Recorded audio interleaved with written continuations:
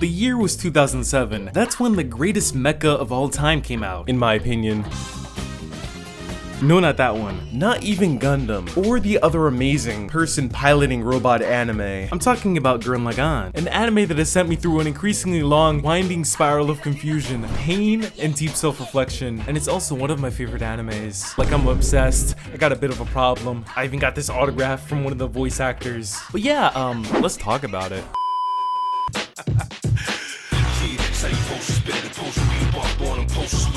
Nobody out there playing the position I play. I never see the best stay in the game. I rock all quarters to get it while I play through the pain. People on the sideline say he's saying shit. Ain't no need to expand on that.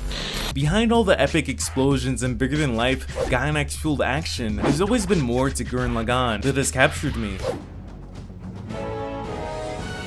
Also, rest in peace Gainax, the studio that brought us Gurren Lagann, officially shutting down after announcing their bankruptcy. Though their spirit will live on in Studio Trigger, with a lot of old Gainax employees working there, it's still a sad time, and I dedicate this video to Gainax. But back to what captured me within Gurren Lagann. Drills are your soul, you got it? Now, come on. One of the most inspirational and widely acclaimed anime series, directed by Hiroyuki Imaishi and written by Kazuki Nakashima. Them, along with the many other people part of their crew who brought this anime to life, left me with something. There was a single thought I couldn't get out of my head, that idea pulling me further into this world, as though I was strapped to a drill, going up against an unbreakable wall. Speaking of walls, this is all gonna tie back into Gurren Lagann, but Attack on Titan is such a great anime. Also, don't worry, I'm not gonna spoil anything past the first season. Attack on Titan starts with people stuck behind unbelievably massive walls. These people so ignorant of what lies beyond their border. The Titans, like the Beastmen in Gurren Lagann, both being powerful creatures and obstacles that keep humanity in their place. But despite that, there are people that can't help but desire more, that want to see what's truly out there. Armin, a boy born to the walled city, got his hands on a book that may be a little illegal, but you know, this is fine. It had info on the outside world. It told that Titans weren't the only things that were outside the walls. There was burning water, land made of ice, snowy plains of sand, and ignoring all the other hurdles they had to go through, one of the biggest was fear. And I honestly can't blame them. Look at these things. Like, I'm just saying, I would not want to wake up in the morning and have that thing staring at me through a window.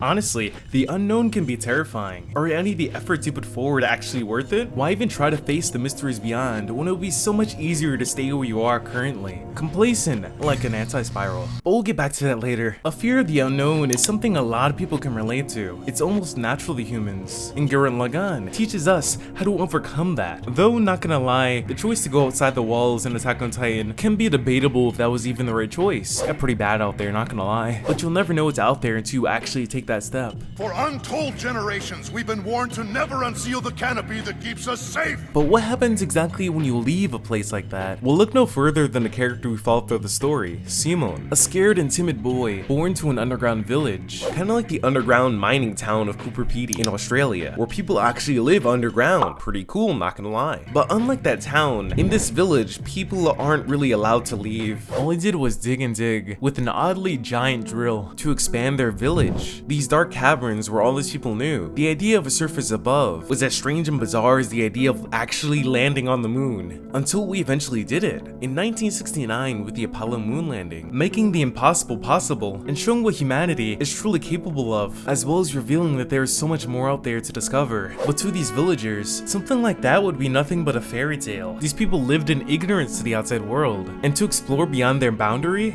was far too frightening. Just imagine, since the day you were born, all you knew was the cold darkness of a cave, not knowing that just beyond your small village, there was lands that stretched out for miles, a world without a ceiling.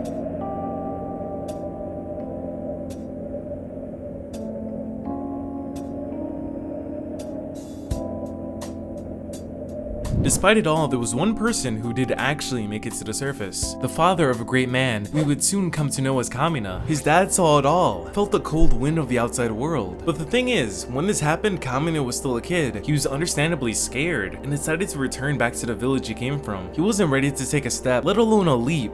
It's one small step for man, one giant leap for mankind. Despite Kamina's fear as a kid, he would later go on to preach about the surface and tell others that there's more to life than just these caves they call home. Up on the surface, there's no walls, no ceiling. Instead, all you see around you is a bright blue sky. A liar's son is a liar too. What's that? Also, side note, fuck this dude. If I was living here, I would be plotting his downfall. Though back to what I was talking about. The village chief and pretty much everyone else didn't believe Kamina about this so-called surface. Well, everyone except for Simon. Simon looked up to him, believed in him, and well, Kamina was right. As like out of nowhere, the ceiling shatters. It was the sun. And a giant mecha that tried to kill him, called the gunman. The gunmen are piloted by these creatures called beastmen I mentioned earlier, and they come in many shapes and sizes. Even a chicken, because why not?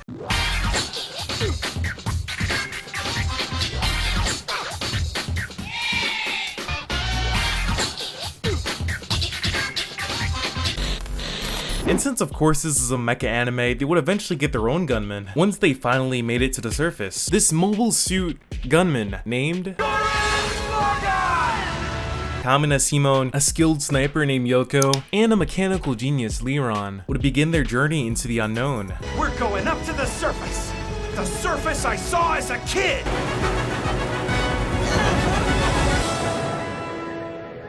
It has a sharp beauty all its own. But of course the path before them wasn't gonna be an easy one. Things would get so much harder. Simon thought to himself, maybe he should just hop back into the cave he came from. And I honestly can't blame the dude. I mean, the surface is kinda crazy, not gonna lie. I mean, they would get attacked by more and more beastmen, like Viral, one of my favorite characters. Though dude really got the shit beat out of him, even by his own team, and that's just kinda rough. An actual punching bag.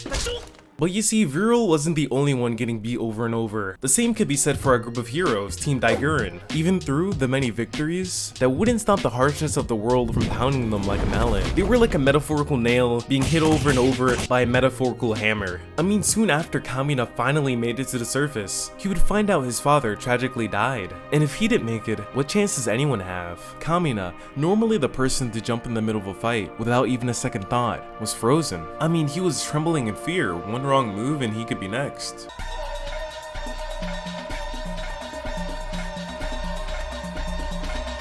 But Simon, the one who looked up to him, who clambered to every word he said, was still out there on the field. Despite wanting to run away and hide, he was facing his fear to be up there with him. So how could the great leader of Team Gurren dare back down? Kamina then stood up stronger than before alongside Simon, having faith in each other to push through the impossible, see the invisible, touch the untouchable.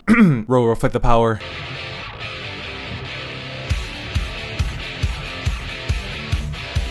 Hajime Isayama, the creator of Attack on Titan, brought to life a debatably even more cruel world, and these two series go down vastly different paths. So you're probably wondering, why would I even compare the two? One's extremely more optimistic, and the other is Attack on Titan. Despite those many differences, there is one idea, one theme they do both share, and that is to push beyond. Whether it be a cave or wall, or even your own house, you've been stuck inside for days, go outside and touch some grass.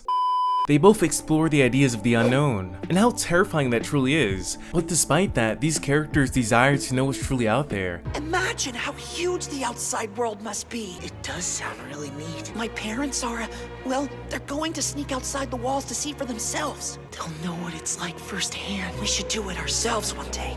We can have adventures like the guy who wrote this book.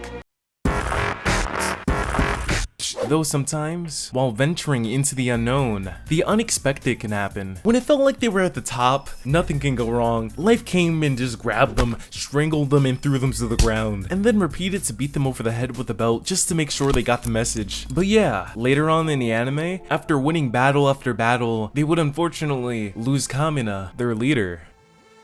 Simon was left broken, his drill damaged from the loss of Kamina. To Simon, Kamina was bigger than life. He would lose his guiding force, the one person that allowed him to fight on when he felt scared, weak, or wanted to turn back, was no longer there to help him. And without that, it left him stagnant.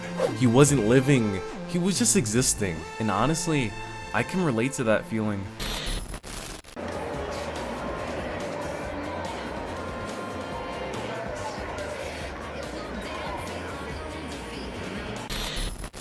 Made in Abyss is an anime about, well, an abyss. A giant hole that holds so many mysteries, so massive that looking down, it can seem like there's no end to it. And yes, this is also gonna tie back into Gurren Lagann. The anime follows an orphan girl and a robot as they explore this overwhelmingly massive cavity in the earth. For me personally, this unthinkable void, it both fills me with the desire to venture beyond what I'm comfortable with, while at the same time leaving me with this creeping voice in the back of my head, telling me that I'm okay where I am, I don't need to go out there, I'm comfortable, I'm safe, everything's okay. Things are just gonna get harder and harder if I keep pushing myself out there, right? So maybe I'm okay with just sitting in my room, looking at the ceiling, just allowing the world, life to pass me by, while I just passively observe from the sideline. I mean, obviously, Simon would eventually get the strength to push on, to protect the people he cared about.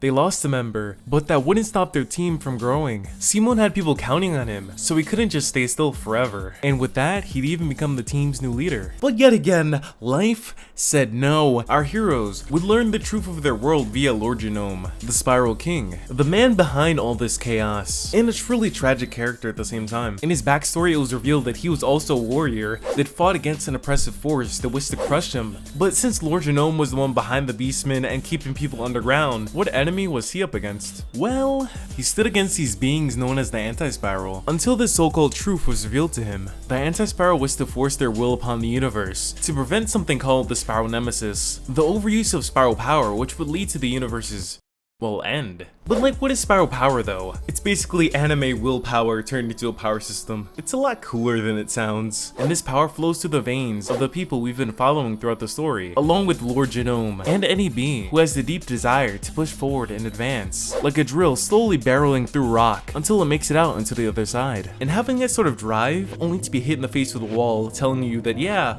everything you're doing is bad, and don't even try. In fact, the more you try, the worse things are gonna be, so might as well join our side. And so we did. This fear of the Spiral Nemesis drove the Spiral King to take action, and that action being basically fighting on the side of the Anti-Spiral to protect the universe from a possible fate that they could possibly meet. And because of this, he doomed everyone to not dare and venture out for something more, because if they do, the Beastmen above would break them and wipe them out. And Anti-Spiral, it's stagnation. In truth, the Anti-Spiral were the most afraid. They were horrified of this possible future. Instead of facing it, or trying to figure out another way, another route to push forward, they would decide to stay still, and take all other beings with them, keep them cozy and safe, and unchanging, with no worries of the possible pain that may be ahead in the future. We sealed away our bodies and any possibility of evolution.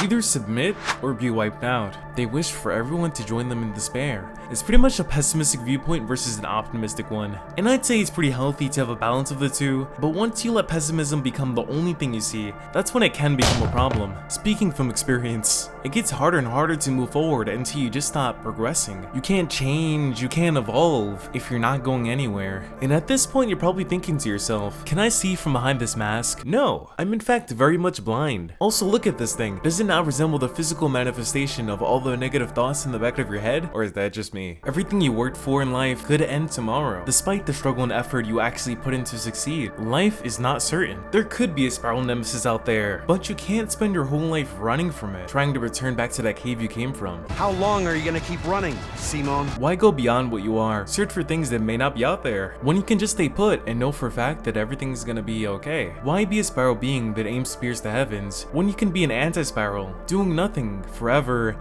and ever and ever, until all the time in the world has passed you by and, well, you're still there, doing the same thing you've always done, never daring to see what's out there. And honestly, to me, that idea is way more horrifying than any pain that could be waiting for me in the future.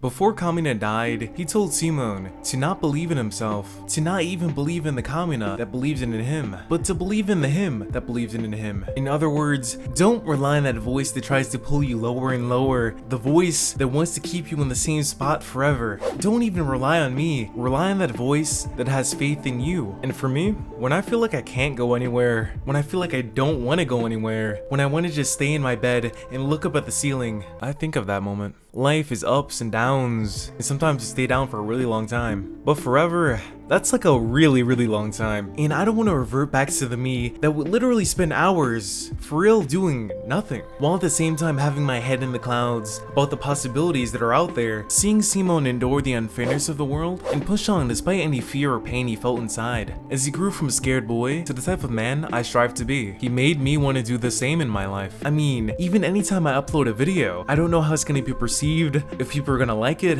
if it's gonna do good, if I can actually upload a video more than every other few months. Check out my second channel for more content. I talk about random shit there that I'm interested in at the time. But back to what I was saying. We can do it. And I'm not gonna lie, I've never fought a Titan in my life, like ever, obviously. But clicking that YouTube upload button does sometimes feel like this.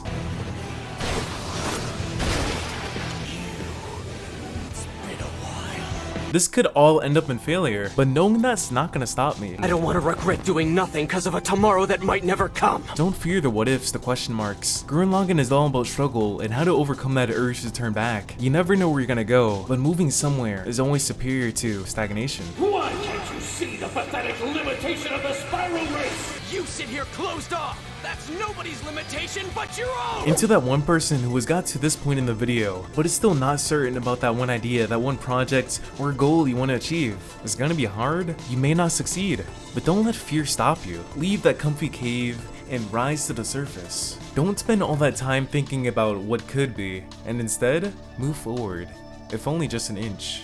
We evolve beyond the person we were a minute before. Little by little, we advance a bit further with each turn. That's how a drill works! All I'm saying at the end of the day is this metaphorical surface that I've been talking about throughout the video is kind of rough and irritating. But like, you maybe got this though. The only thing that's stopping you from grabbing it is you. But that's the end of this video. If you enjoyed it, make sure you give the video a like and subscribe if you want to see more content like this. Also, feel free to share your thoughts and comments about how Gurren Lagann impacted you. But until next time, dear viewer, peace out.